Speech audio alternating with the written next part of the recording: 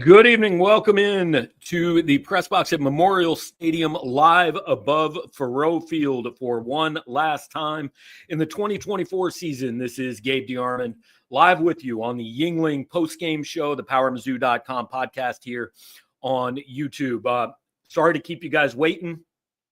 Senior day always takes a little while. Emotional win, kids out on the field, getting their stuff done, picking up a rock, taking care of family members. Post-game lasts a long time because there are a lot of questions and good answers. So I apologize. We wanted to start this earlier. We started it as soon as we can. I am here. Jarod Hamilton will join me in a minute. Want to remind you for one more time this year, I hope you guys are at this point deep into the Yuengling, our pregame and postgame shows all season long, and will be one more time after a bowl game, wherever Missouri ends up.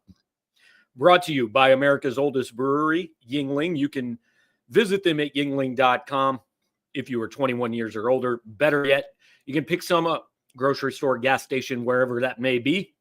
Again, we want you to be 21 years old if you do so, but pick some up, hang out with us for a while here. It's the last one of the regular season. Who knows how long it might take. We're going to be here. Jarod Hamilton is going to join me momentarily. He's getting set up in the office next door. Appreciate all you guys who are here, closing in on 200 already. Hopefully it will get much bigger than that by the end of the night. Like, comment, share, subscribe, do all of those things while you are here. Once again, Missouri, a 28-21 winner on a 30-yard Brady Cook touchdown run and a defensive stop in the final minutes.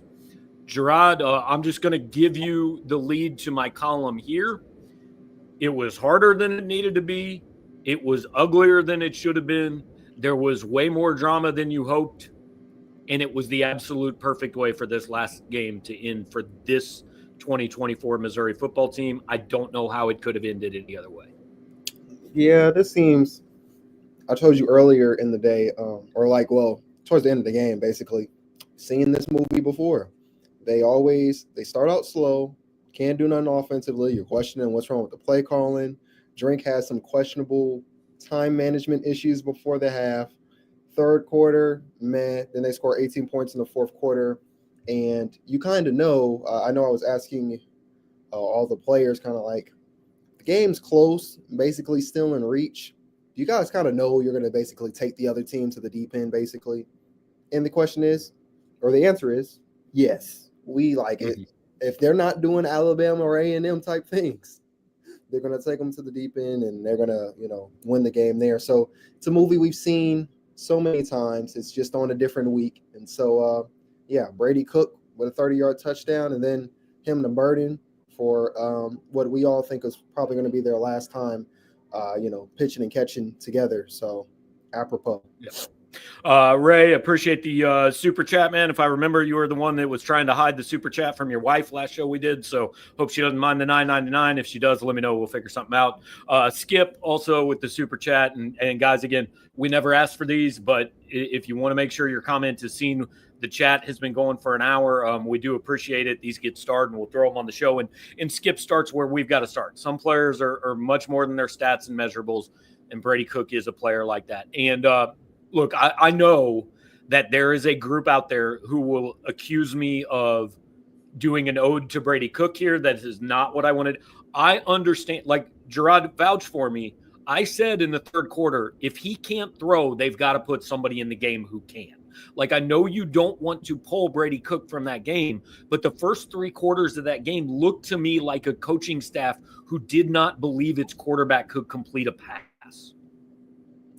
Yeah, they kind of mentioned it in the post game, just kind of like, what was the reason behind going 3 of 6 for 26 yards in the first half? And Brady himself just said they really took them a minute to adjust. They took longer than everybody would have liked to adjust to the elements and stuff. And Drink said that Arkansas had a good game plan of doing a lot of crossing routes and stuff, and basically doing things where the players would just have to run in a straight line.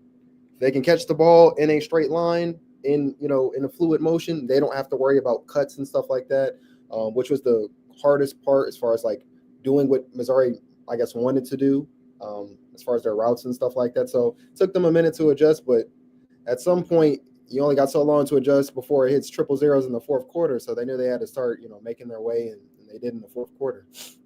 And like Brady said in the postgame, so Arkansas goes up 23-21. There was like 5:15 left, I think, something like that. Arkansas takes the lead, or They're up 21-20. 21-20. I'm sorry. Arkansas takes a 21-20 lead. Defense has just given up the go-ahead touchdown on the extra point. Brady said Corey Flagg was walking off the field, and Brady went up to him and said, "I'm going to go score, and you guys are going to get a stop to win the game." And look, we've talked about this a lot. They are now 9-1 in one-score games over the last 2 years. That's not an accident. It's why I picked them to beat Auburn. It's why I picked them to beat Arkansas by 2 points.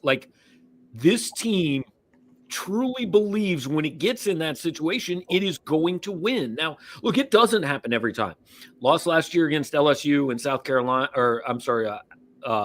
Georgia, in games that didn't end up one-score games, but essentially were. Lost against South Carolina this year. So nobody's perfect, right? But this team, no matter what its faults have been for 96% of the game, in the last 4%, just seems to do what's needed. And more often than not, it's Brady Cook and Luther Burden. I like to... And Theo Wease. Yeah, and Theo Wease. I like to compare this to, they are the boxer or the fighter or whatever that it's a 12-round fight, and they're going to give up those first, 2 or 3 rounds trying to figure out their opponent, trying to figure out themselves and what they can do. And the longer that fight drags on, again, if the other opponent hasn't knocked them out already, or grabbed a big old lead, they're going to come back and they're going to win the rounds at the end, and then they're going to put the finishing touches, late in the championship rounds to put the other team away. So that's what this team does over and over and over again. Yeah, shout out to Nate Arnold for the super chat. Brady Cook, everything Mizzou stands for, had ups and downs, but pure grit. Glad to watch and be a part of his career here. And Jarod, I don't know if you read my postgame reaction or not, but one of the things I used a very similar. You'd have been proud of me. I used a boxing analogy. I'm not a boxing fan, but that's great to know. But I said, Eli Drinkwitz, he has this reputation, I think, of being this super aggressive, mouthy coach, blah, blah, blah. And I said, but if you look at his career here, he's unbelievably conservative as a coach. He does not go for a knockout in the first 3 rounds. He goes in there and he spends 9 rounds dancing and jabbing. And then he counts in 10, 11, or 12. You're going to be tired, and he's going to catch you, and he's going to trust his team to land the punch that wins the match. And more often than not, it does. Again, not always, but it usually has gotten it done. And here's what I think it leads to. If you read our game threads, if you get tweets during the game, fans of this team spend 3 quarters being unbelievably pissed off at this team. Why aren't they better? What are we doing? Fire this guy, fire that guy, bench this guy, bench that guy.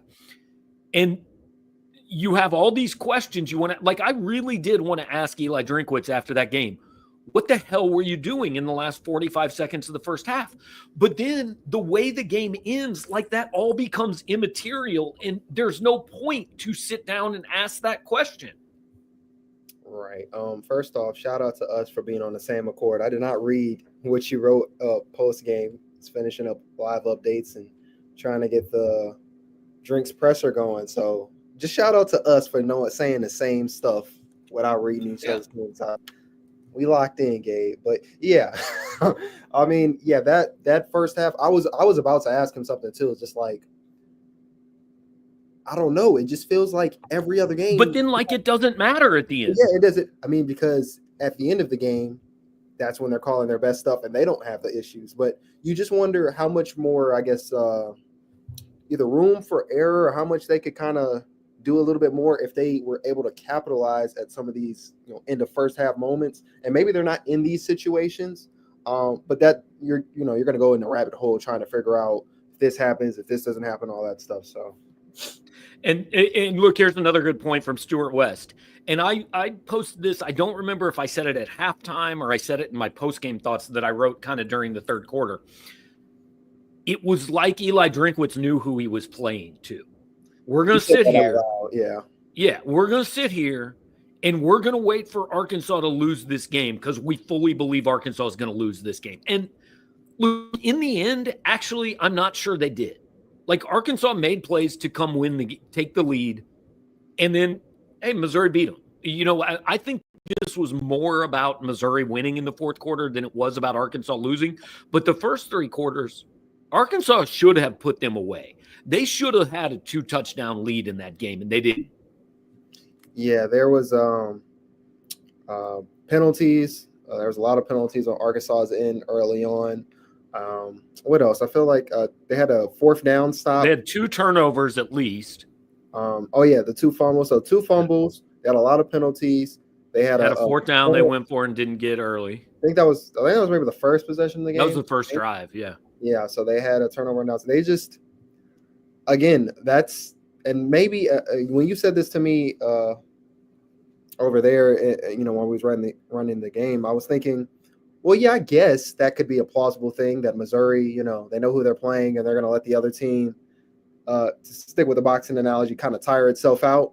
But it felt like an accident, though, because of what some of the stuff Missouri wasn't doing, not passing the ball, the time management at the end. It felt really one-dimensional. It felt like you knew what plays they were going to run and which direction they were going to run. So part of me was like, yeah, the team does know who they're playing. Another part of it is just kind of like sometimes it feels like an accident in ways. But, I mean, they won, so.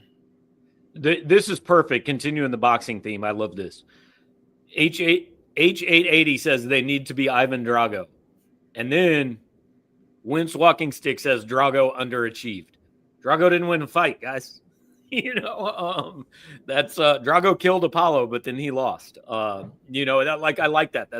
That's perfect. This team was freaking rocky. And not like they didn't climb all the way up the steps.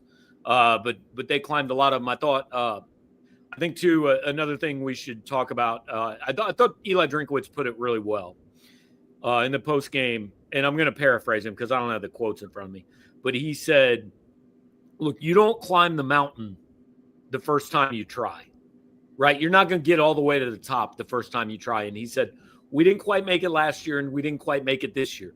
But when we do make it, these last 2 teams are what we're going to look back at and know that they started it." Like, I know everybody wants it now, and I know everybody would love to be in the playoff, and it was close. But, like, if Eli Drinkwitz gets this team to a playoff or to win a playoff game or to win the whole thing, like, I promise you in that press conference, he will thank Darius Robinson and Cody Schrader and Theo Wease and Brady Cook and Johnny Walker and on, as like, this is when he believed it was actually possible.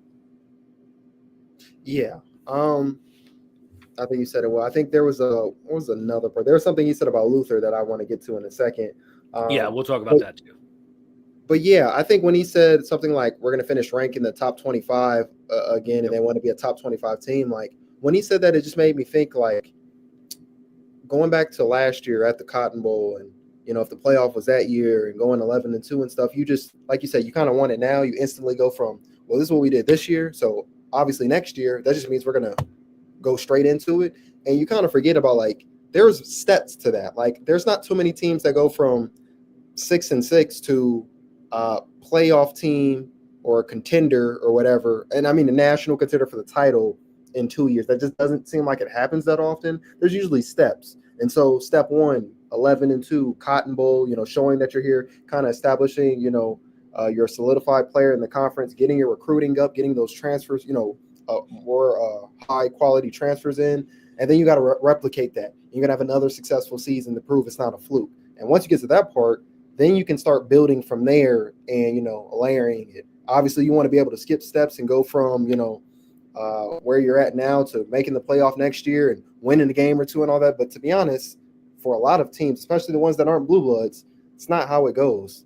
I mean, only teams like maybe we can see something like eventually with an Oklahoma and stuff because of how that program is run, that they can have a bad year and next thing they're in it. Right. But for most teams, that's not how it's going to go. So you got to take the small steps and, like, appreciate, like, as we've been saying, 9th 9-win season in school history. has the chance have a chance to win 10 games and go back-to-back double-digit wins for the third time in school history. So it takes a lot of steps to get there. Yeah, Freeway Jarod, always here, man, with the super chat, the MIZ. Appreciate you, Jarod. Thank you very much. Ray, if your wife gets mad at you for the $10 super chat, Jarod will just give you his super chat and we'll call it even. All right, so you mentioned Luther, and let's go ahead and start there. Tad Danner has a comment. Luther looked upset he was not in the game plan. Body language and comments after the game indicated he wasn't happy. So, look, I don't know what Luther said. I didn't see Luther after the game. He didn't talk to us. I don't know what he said. I don't know what he did. Let's say, first of all, I hope Luther wasn't all that happy. Like, that's what makes you a number one receiver is, like, you want the – right? Like, T.O. was a pain in the ass. Randy Moss was a pain in the ass. That's what happens. You want the ball. You don't get the ball. Yeah, I promise Luther is watching that going, I can help. And he wasn't being allowed to help. Drinkwitz did address it after the game. Basically said, hey, we had a lot of things in that we wanted to get to Luther. It wasn't working out. Some of them were riskier play, whatever. It didn't happen. I believe they changed the game plan because it wasn't supposed to snow like this. Like, it was supposed to snow, but they underestimated what this was, and I think that changed Missouri's game plan. But then, Jarod, I'm going to let you handle what Drink said because it was your question, and I know you're going to write about it.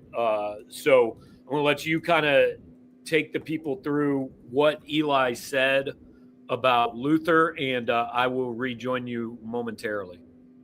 Yeah, so I basically asked Drink, what was it something that Arkansas did in the first half to maybe nullify Luther or something like that? Was it because of the snow? Because Drink and Brady kind of alluded to the weather kind of being a factor, and they didn't shy away from that.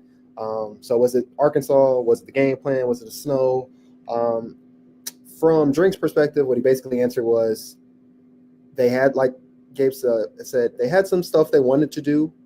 They had some trick plays, some things, but they were feeling like in the conditions, the way the game was going, that wasn't going to be the move. They didn't want to risk, giving Arkansas a big break, giving them a turnover back or whatever the case. So that's just not how the game went. But then Drink said something that I just thought was great. And he was saying, he said he had just talked to Lou and said, this is not the game he's going to be defined for. He's not going to be defined for having one catch on senior day, but all the amazing plays he's made throughout his career, talking about 4th and 17 last year versus Florida, talking about the touchdown catch in overtime versus Vanderbilt earlier this year. And he just named like plays and plays and plays of, here's when Luther was the guy when we needed him to be. Here's the time where he had, 6 or 7 straight 100-yard games to start last year. Like, he's defined by that. He's defined by being the 5-star guy who decided to sign with Mizzou when it wasn't the cool thing to do, when the team was 500, seasons year after year for a stretch. He's going to be defined as the guy who's taken this team and elevated it from a 500 program when Drink was here the first 3 years to one that at worst can say, this is a 9-win program that's going to be ranked in the top 25 to end the year, 2 straight years. Like, again, knowing that everybody wants the Heisman for Luther and wants the team to win the championship and stuff like that, but there's steps to this. And Drink went on to say that he is one of the best, if not the best player in MU history.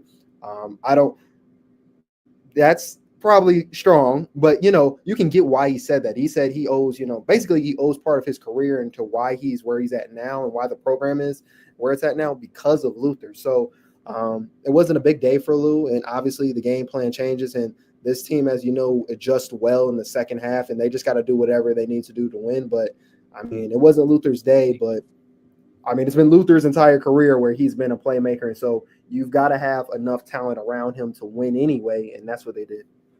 And look, here's the thing again about Luther. I don't really care what his stats are.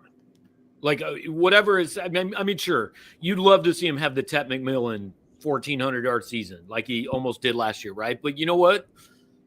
He had not caught a ball all day. The only 2 things he had done in this game before Missouri's last offensive drive was drop a pass and get an unsportsmanlike conduct penalty. That's it. Like, he was only in the box score because he slapped somebody. That was the only proof anybody had that Luther Burden had played in this football game. And the only guy Brady Cook looked at on 3rd and 8, it was Luther Burden. Like, that drive doesn't happen because we talked right before that snap. It's 3rd and 8 on your own 22 or something like that. 3.5 minutes left. If you don't get that, you have to punt the ball. You have 2 or 3 timeouts left and the 2-minute warning. You have to punt the ball there and get a stop. Yeah. So 2 timeouts, 2-minute warning. You have to punt the ball and basically hope to get a 3 and out. 3rd and 8, Luther Burden, wide open. Brady Cook hits him. He catches the ball, 11-yard gain, 1st down. Then the drive happens. The drive doesn't happen without that. Like, and Drink kind of listed them off. 4th and 17 against Florida. 4th and 5 against Auburn. Double OT against Vandy. I mean, how many plays, even the game-clinching touchdown in the Cotton Bowl. Like, I feel like in some ways Brady and Luther are very similar. Now, look, they are diametrically opposite. There's the kid who was never supposed to be a star versus the kid who's been a star for his whole life. The kid who Drink said after the game the NFL is guaranteed for Luther. Like, yeah. But the one thing that is very similar about them is it does not matter what has happened for 3.5 quarters.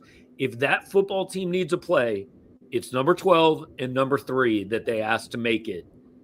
And they've almost always made it. Yeah. And that praise from Drinkwitz to Luther was, that's the highest praise a coach can give. He legitimately said, Luther Burden changed the trajectory of my career. Like, what better compliment is there than that? Exactly. So, I mean, I think, again, like, I mean, you just think about the effects he has outside of what he does that, from Luther, signing with the school and all that and helping them win. It's just, to me, like, I think about some of these players come to play with players like him. Like, I'm trying to transfer him. I'm recruiting stuff. I'm getting recruited. There's a 5-star guy, NFL guy, who I know can put up numbers, who can help lead a team to win. And so, again, even though I think him having 1 catch in this game, in a way, is kind of a bigger statement of how important he is to this program, because they could rely on other guys to help them win still. Like, it'd be one thing if he had to do everything, and then, like, you don't want everything to live and die basically on a receiver. But if you got all these different options and things you can go to, it makes the whole thing look better, if you know what I'm saying. In 1.5 years, Missouri's going to offer a scholarship to a 2028 quarterback from some random place like Nashville, Tennessee, or Denver, Colorado. You know whose picture that kid's going to tweet when he tweets his offer from the University of Missouri? Luther Burden. Like, that's, I mean, the kid is, I've kind of fought back against it at times. I feel like he's been elevated above everybody else in this program, but there's a reason. Like, he's different. And in 2 years, when he is saying University of Missouri or MIZ or whatever he says on Monday Night Football, you can't buy that advertising. I mean, I thought there were a lot of great things said in the press conference. We're going to write a lot of them tonight. We're going to be here for a while.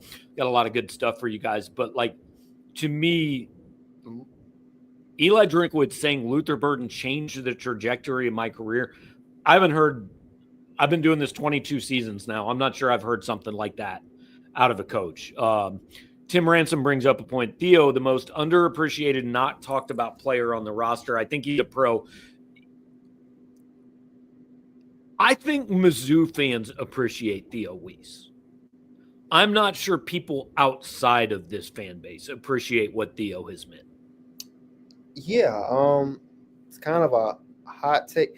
Well, I'm not going to say the whole thing, but, I mean, I've thought many times. I thought earlier in this game, who would be the offensive MVP outside of Brady Cook for this year? I mean, you can say Noel, when he's been healthy. You can say Luther, obviously. But Wease, I mean, consistent and steady the entire season. And at times, it looked like Brady and Wease's connection was better. And that's not even really – I won't say better, but he was just able to find, Wease throughout the entire season. And that started early on. I forgot what was it, the first or second game where he had like 13 catches for however many yards. And that was just his kind of his go-to. Obviously, defenses started playing the team different, kind of shutting down Luther in some of the ways or limiting some of what he could do offensively just by how they were guarding him. And so that gave Theo a lot of one-on-one opportunities. But, yeah, I mean, Theo has played great. I think he definitely has a chance to have a pro career. But, again, like you said, I think us watching him all the time think that. But, I think a lot of other people are going to have to kind of do their homework and look at him and see what he does at pro day and all that good stuff and see where they want to go from there. Yeah. Steve Richards says if Luther doesn't want to go out today like this, then play in the bowl. So, look, I don't know if Luther will play in the bowl game. If I was his advisor, I would tell him he's not allowed to, personally. Right. But if he wants to play, hey, Missouri will welcome him playing. But Drinkwitz did say tonight, and I don't know if he did it as a preemptive strike to his team or if he really believes it. I tend to think he really believes it. He said, you're going to see the strength of this team when you see how few, if any, of our guys opt out. Look, I don't think anybody's going to blame Luther Burden if he doesn't play the Gator Bowl or the Vegas Bowl or wherever they end up. But like Johnny Walker said, opting out is not an option for me. And look, kids can say things, right? Like if Johnny Walker ends up opting out, that's fine. I'm not going to hold that against him. But he said it's not an option for me. We didn't even ask Theo, but I don't get the feeling Theo's going to opt out. I wanted to at the end of Brady Cook's press conference just ask him if he was going to opt out of the bowl game just as a joke. But like outside of Luther, I think these guys will play. Yeah, the feeling I got was everybody but Luther. Because when Drink was talking, he was talking like when it came to Lou as far as like thankful for what he's done, all that other stuff. It's just a lot of kind of past tense in a way. Something he wasn't necessarily doing with the rest of the team. So, yeah. But to be honest, to be honest, I wouldn't be surprised if Drinkwitz goes up to him and says, like, brother, I'm telling you, like, you're good. Like, I want you to play, but maybe you don't need to play. Especially if you think so much of someone who's helped the trajectory of your career.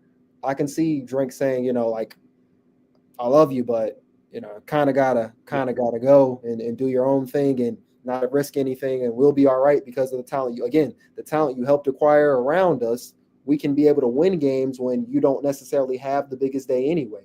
So, don't expect him, but everybody else probably, or most of them, probably. Yeah, I mean, I'm not sure who on this team. Like Connor Tollison's already told the coaches he's coming back. Everything I've heard is Armand Mimbo's coming back.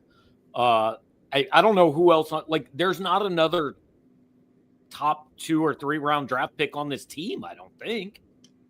Nah, I think it's Lou, and then, as far as Johnny, Theo, maybe Dalen if they go. We're talking about the back of the draft guys. And, again, we talked about this a few weeks ago. Like, maybe you see this chance as playing a bowl game. I know a lot of kids opt out, but I think Drink was kind of alluding to this too. Like, some kids opt out and they basically missed the chance to put a little bit more on tape because they think they're higher. He was talking about Tyler Beatty. Guaranteed, he was talking about Tyler Beatty.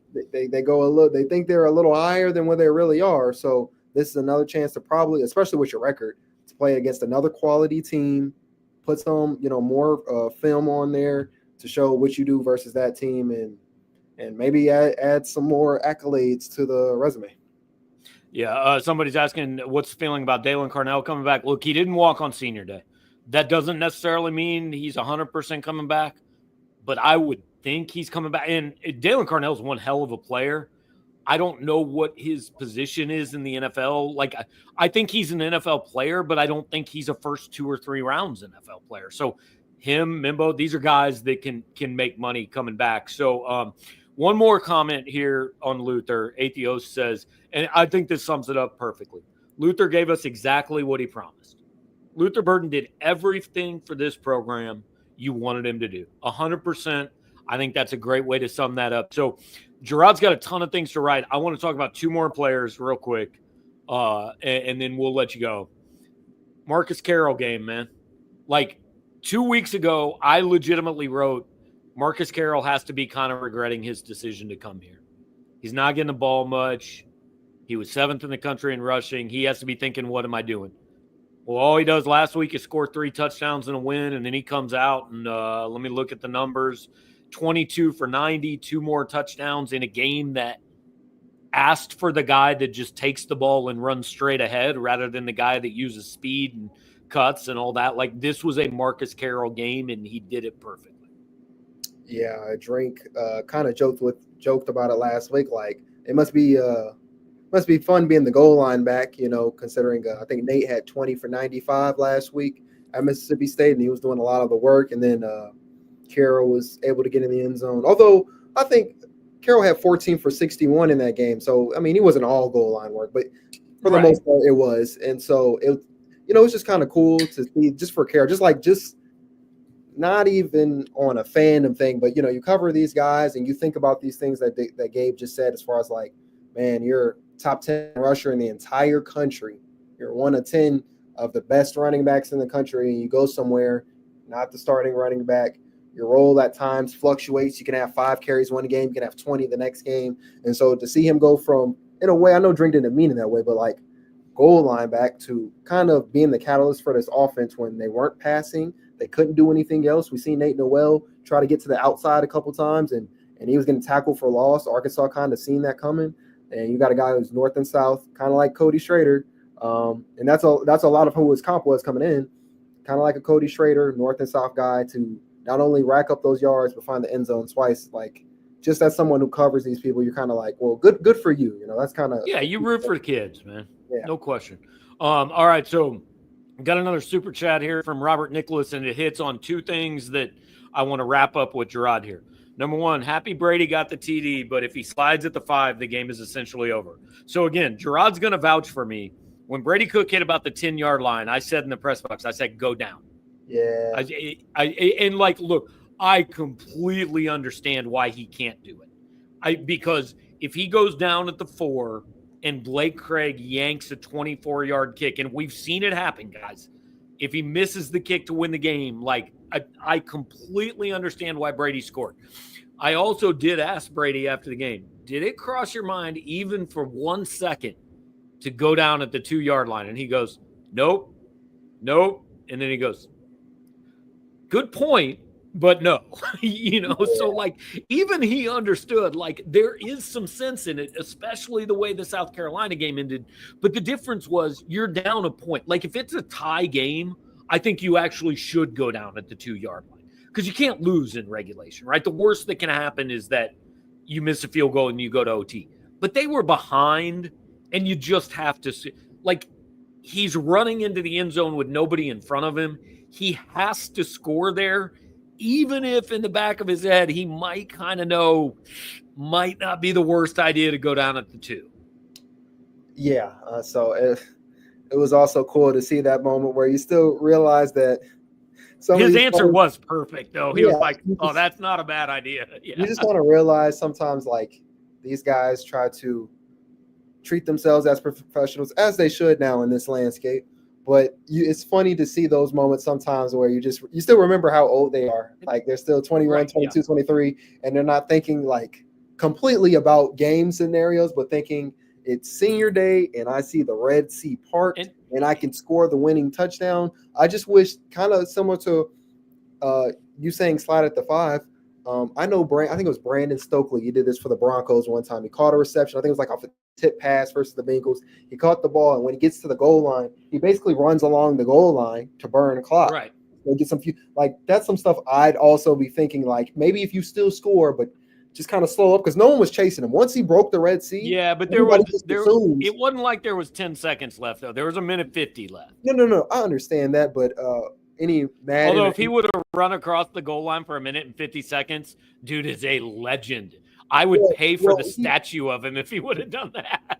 He doesn't, obviously, when people start seeing that, they're going to run after him. But that anybody who plays Madden or NCAA kind of knows, like, that's one of the things you actually think of the most. Is like, all right, got some time to burn. Let's just go ahead and scurry across this goal line. So again, video game has ruined us. We are not playing a video game. But you told him to slide. I'm just saying, get your touchdown Get your touchdown and run along and just burn a couple extra seconds. You don't know what that could do for you, and score then. But that game, so much more deserved to end with the winning score being a Brady Cook touchdown run than it did a Blake Craig field goal. And that's not an insult to Blake Craig. But that was the ending. That was the storybook stuff. Another thing is, and that's, obviously, Craig has had his struggles this year, but I was thinking another reason why it made sense for him to score is it's still a snowy game. The conditions it's still slippery, and Drake Heismeyer, he's been great, since he's came in for Connor Charleston. But you never know when a missed exchange, a botched snap, you're trying to do a jet sweep in. We saw that was the first game of the year, try to do a jet sweep and it bounced off Lou. Like, there's tons of things that can go wrong in that situation before you even get to a field goal. And I can see why you don't really want to risk it. Maybe they'll snap the ball and the quarterback isn't ready. Who knows what's going to happen, man? We learned, the Aiden O'Connell stuff that happened for the Black Friday game. So there's a number of things that could have went wrong in that situation. And also you do have to be able to trust your defense that relatively, I still think, played a pretty decent game. You have to be able to trust them to get a stop for you, and they did. Right. The other reason I've left this super chat from Robert up is because he brings up the other player that I want to talk about. And look, Jarod, I never tell you what to write. I hope Joe Charleston gets a section in your notebook because Joseph Charleston won that football game. Taylon Green made a great freaking throw to Andrew Armstrong in the corner of the end zone. Or Andrew, is that his first name? Andrew Armstrong, right. And, that ball was in Armstrong's hands. That was a touchdown to take the lead. And Joseph Charleston, or to tie the game at least. And Joseph Charleston flat out took the ball out of his hands. He actually caught it. He just wasn't in bounds. That's an interception if he gets a foot down. He didn't. But, everybody's going to talk about Theo and Brady and Luther. It's all deserved. I don't think very many people are going to talk about Joseph Charleston, and Joseph Charleston won that football game.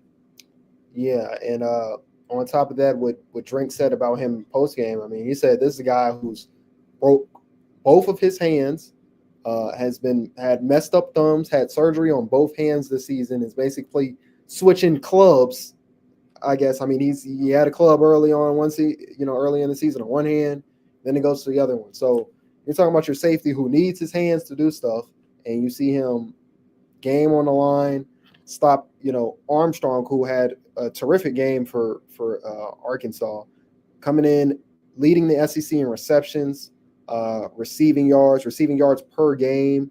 We're talking about a first team all SEC caliber receiver that he made a big play on. And when you think about it, it's not even that it's not unfathomable that Armstrong could have made another play, because before that, it was a fourth down. And I'm pretty sure, Taylon Green he's rolling right, and he gets Armstrong full extension, near the sideline, for a first down to keep hell of a play. Yeah. So I think that was on their last scoring drive. So, you've seen him be able to do some crazy stuff before, and Armstrong kind of definitely caught that, touchdown pass to tie it up at the end of the game. So big play by Charleston. All right. Before you go, Jarod, I just want to throw up this comment because I want your reaction to it. Mark Fenton says, Larry Wilson, former safety for the Big Red, played with 2 broken hands and had an interception. That's impressive, man. Let me tell you something. So when I got here, I said I posted live from Green Bay West, and then I stopped in and said 4-0 field. And I said, I noticed some players on the field they're warming up without their shirts and stuff. Oh, did you lose me? No, I got you. Okay. My ends is frozen, but I said I seen some guys warming up with no shirts on and stuff, and it can't be me, and that's why it's not me. So if Larry Wilson is catching interceptions with broken hands, I see why, he is who he is, and I'm right here in the warmth writing about it. All right, man. Well, we're gonna let you go, get to writing about it, and I don't know, man. I don't know if it's been a fun season, but it's been a season. So Jarod Hamilton, he's going to have a lot of stuff for you guys going forward. I'm going to have a lot of stuff for you guys going forward as well. But right now, what I'm going to have for you guys, I'm going to have some voicemails. And I got to tell you guys, like, I am producing this solo. Our producer throughout the year, Sham, did a nice job for us. He's a student. He is home on Thanksgiving break. He is with his family, so he is not here with us tonight. So I have downloaded and uploaded a lot of voicemails. I have listened to none of them. I don't know what any of these say.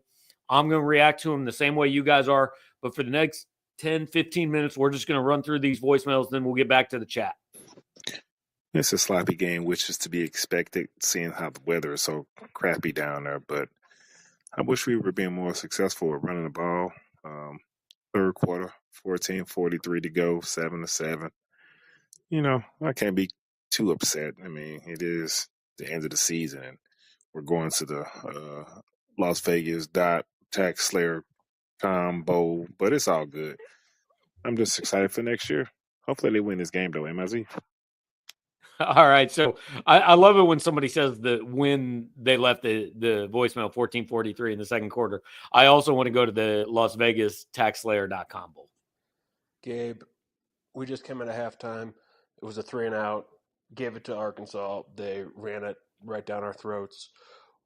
I don't know what this halftime speech was like.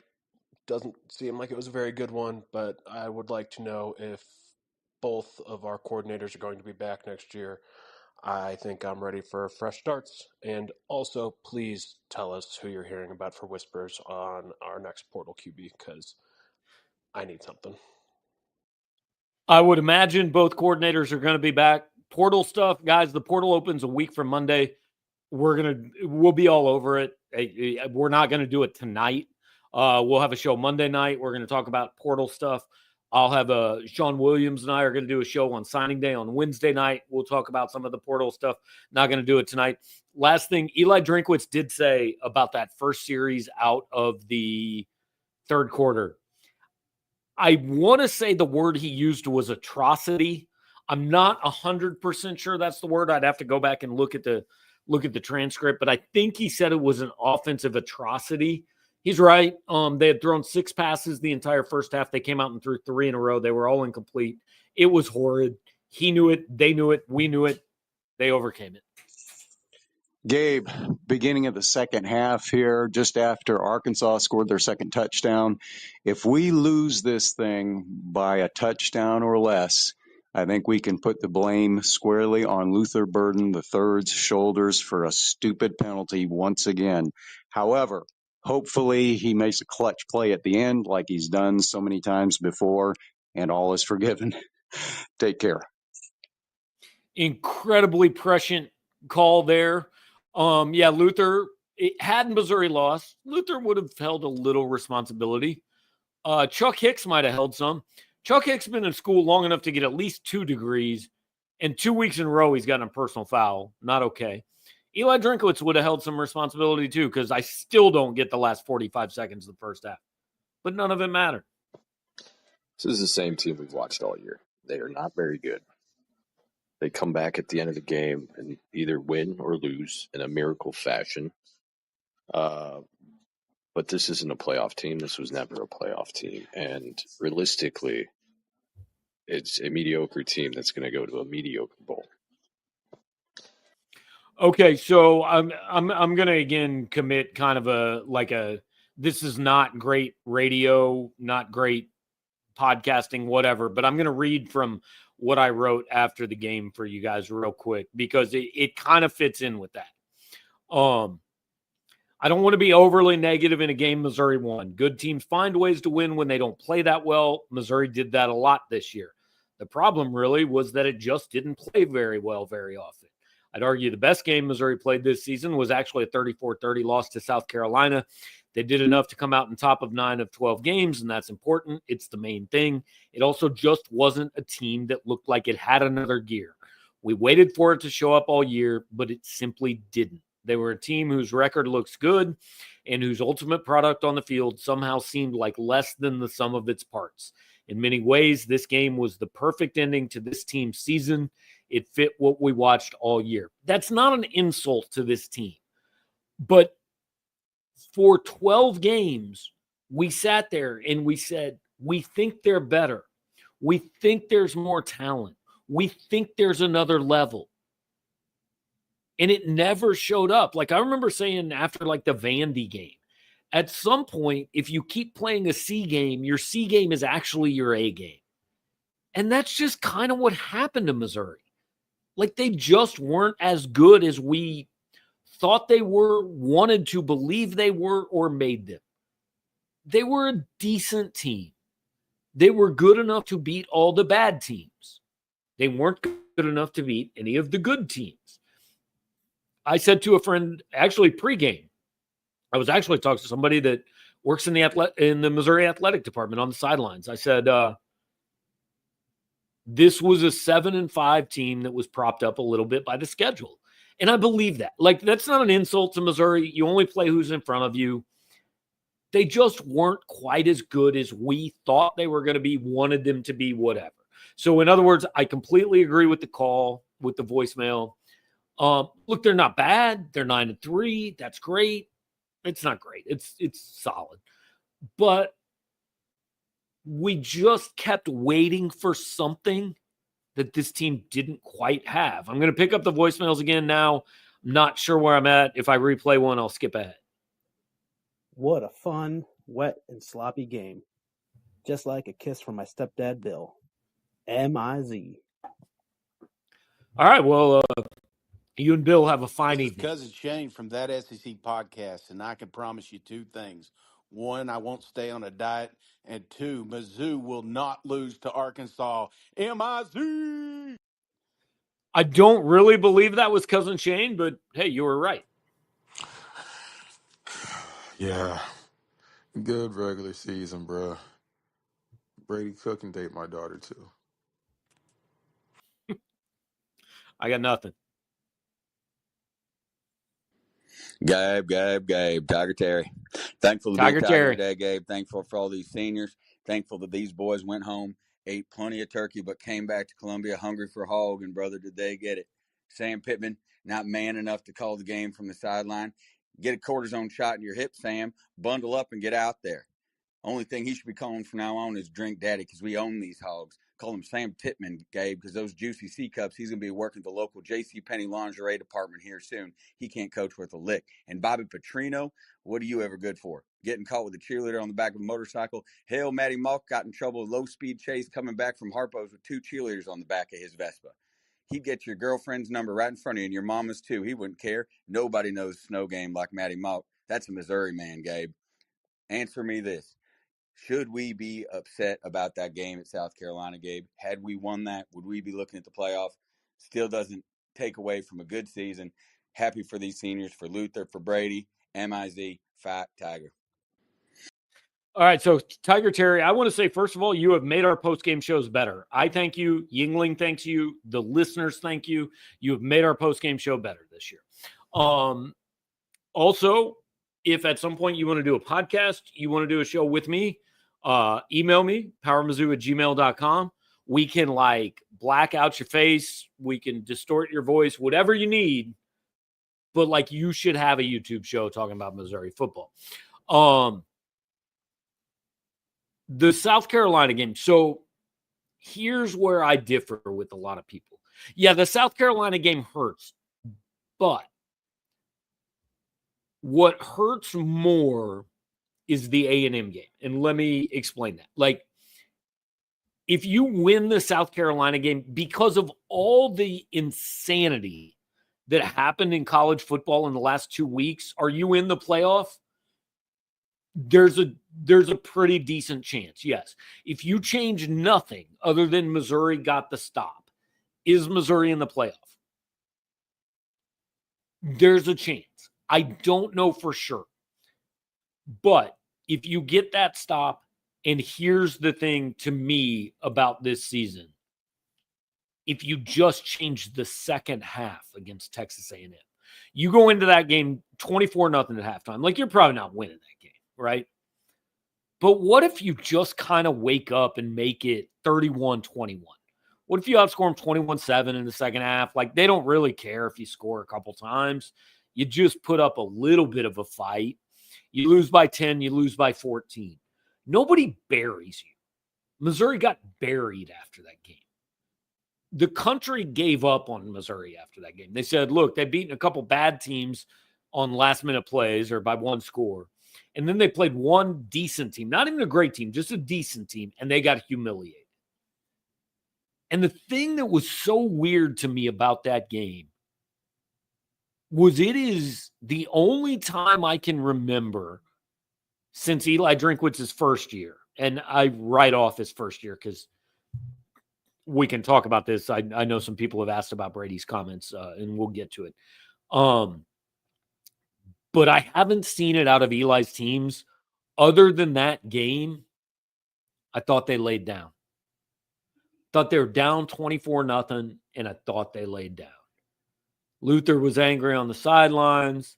Team went into halftime down 24-0.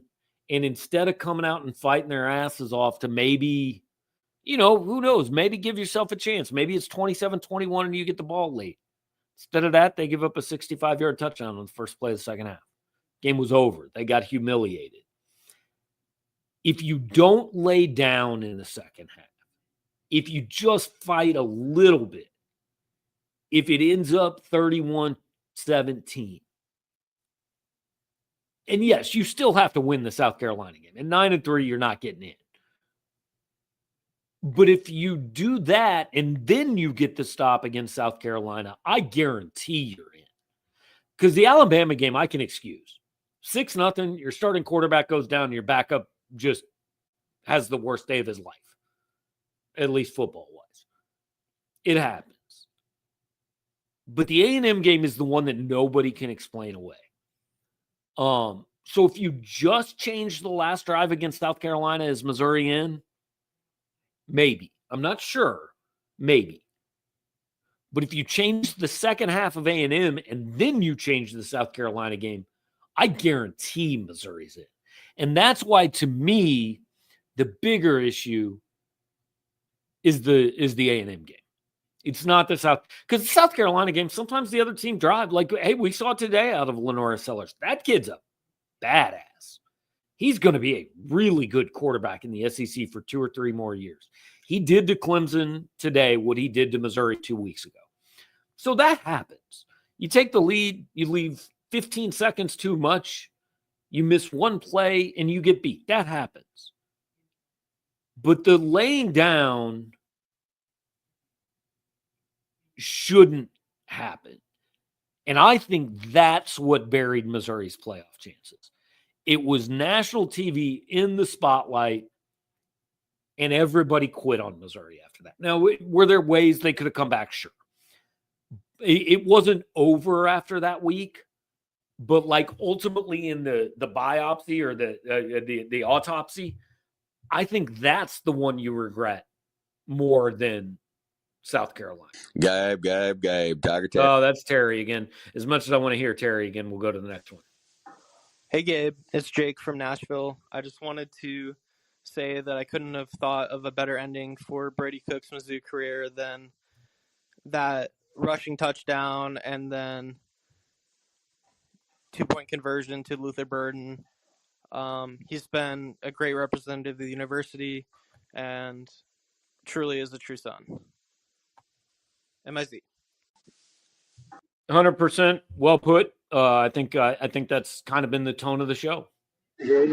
As a Tiger, I would say I can't understand that voicemail. We're going to go to the next one.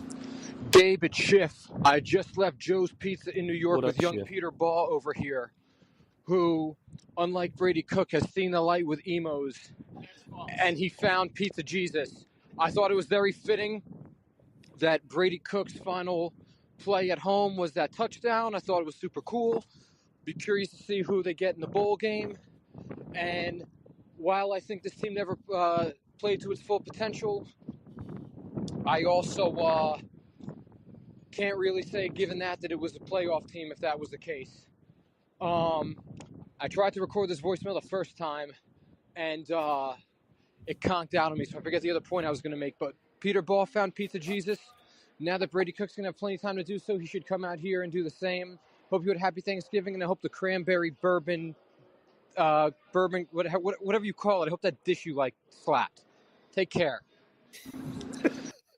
I love Alex Schiffer. I love that he forgot what he was going to say. We have an inside joke about my wife's bourbon cranberry sauce at Thanksgiving, which is life-changing and everyone should have it. And it's the only thing I insist that we have at Thanksgiving. Love to hear from Schiff always. Let's go, Missouri, bitches. Let's go, Missouri, bitches. Let's go, Missouri. I played it again because I thought maybe there was going to be more to it. There was not more to it. Short, sweet, to the point. Hi, Gabe. I just wanted to say it was a great game today, and I think it's been a good year overall for the Tigers, and it was great to go out with a home win, and let's just see what kind of bowl we get. MIZ. Sounds good. Gabe, Clint here from Starcade Media in Kansas City. So sad I didn't get to watch the game with you guys, sitting with you guys in the press box, watching the game. That is peak entertainment. I missed it. You and Jarod are the best. And I didn't make it because I got in a wreck on the way to Columbia. Terrible weather. What in the world was that? And I thought this Mizzou team, just watching it on TV since I wasn't able to get to my seat in the press box, was resiliency. This team really all year, many times where they could have quit. And even in that first half, they didn't look interested.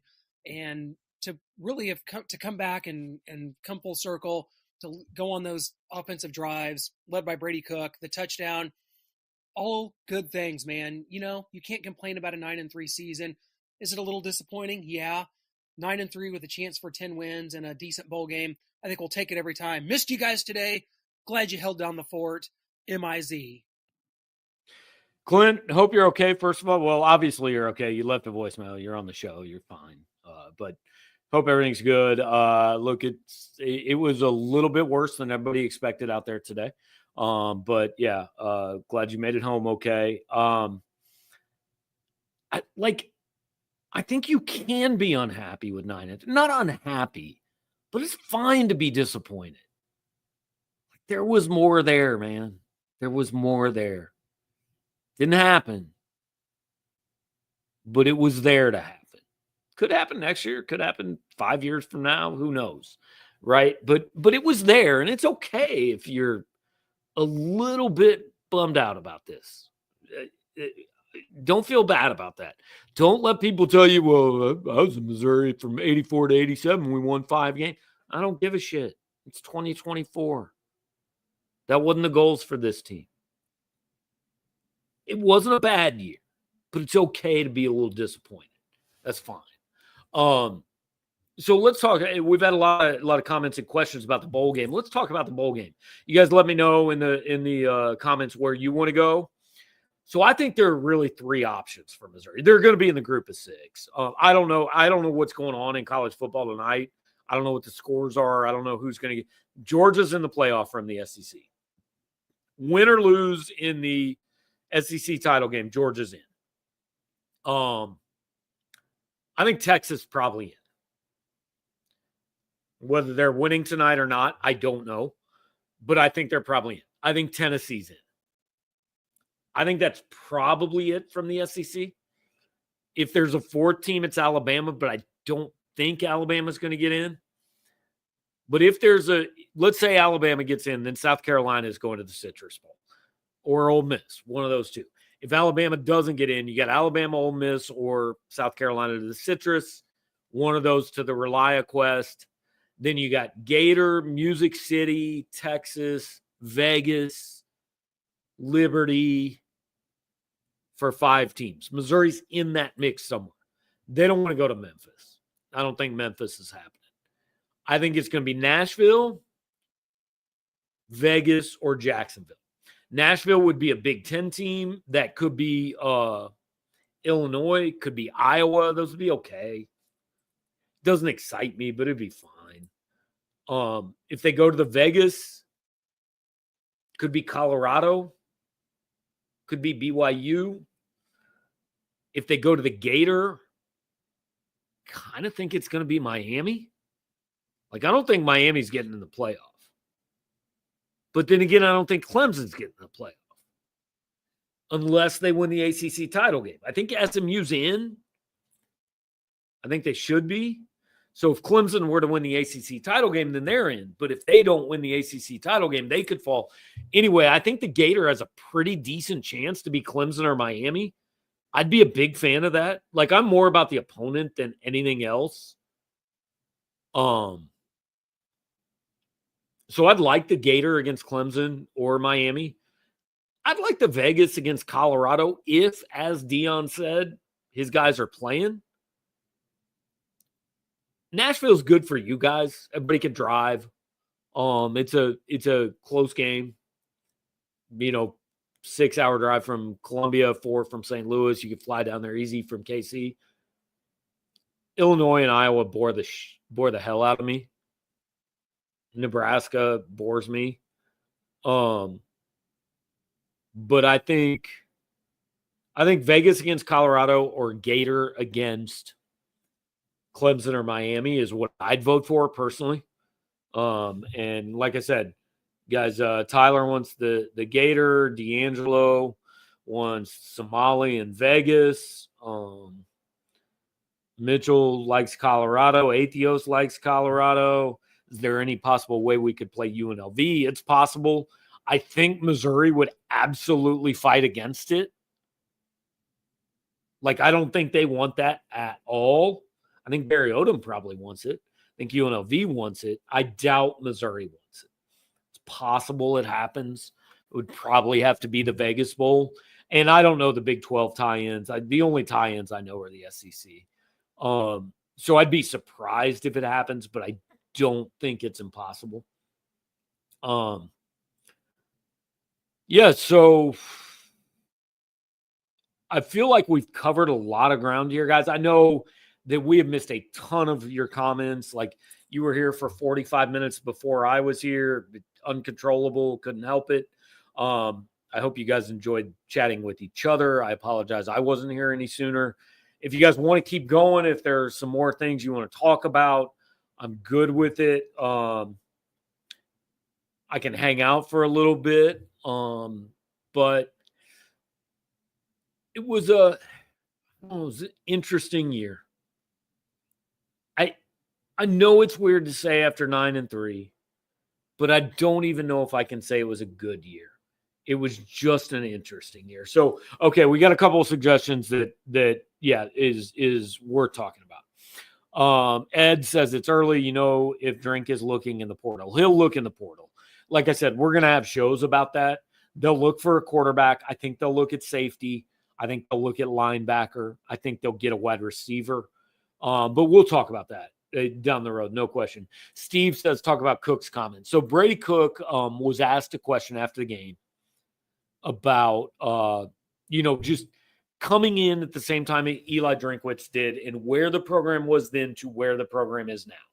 And what he said, and I tweeted out, look, guys, I'm guilty here of not clickbait. That's not what I was going for. I'm guilty of, in the heat of the moment, tweeting out the salacious part of what Brady said. And what Brady said was toxic culture, toxic team, not very many wins. Now, that was a snippet of what he said, but it was the important part. Basically, he said Drink came here at a time with a bad culture, a bad locker room, not a very good team. And what Eli has done over the last 5 years to make kids want to play here and all that is commendable and deserves a lot of credit, all those things. And Drinkwitz said something too, and I'll have to go back and find it. I'll write about it in 10 Thoughts on Monday. But he said basically that this team, the last couple of years, all their grit and togetherness and effort and all that, he said, like that didn't exist probably in his first year. And he said something along the lines of, I didn't do a very good job of cultivating that, of creating that. And I'll just tell you guys, like, I know people hate when I say this, but look, in this job, it's true. You hear a lot of things. You can't report them all. You don't report them. There were a lot of things after Eli Drinkwitz's first and second year, and they weren't all real good. And it contributed to why I had questions about whether he could get where he is now.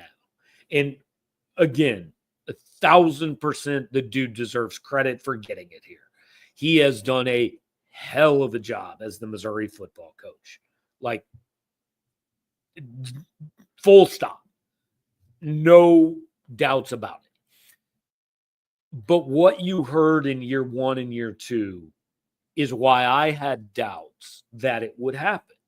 And Eli basically, without going into detail, admitted it. And Brady Cook, without going into detail, said it. That was a fractured locker room. I think early on, Eli kind of drew a line between his guys and the other guys' guys. And it was a problem. And that was not a united locker room in the first year or two. And I am not placing all the blame on Eli Drinkwitz for that. It happens with coaching changes, all that.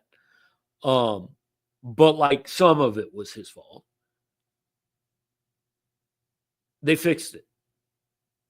And they fixed it to the point where they have a team that has 2 quarterbacks who literally have said, I would die on that field. That's not true.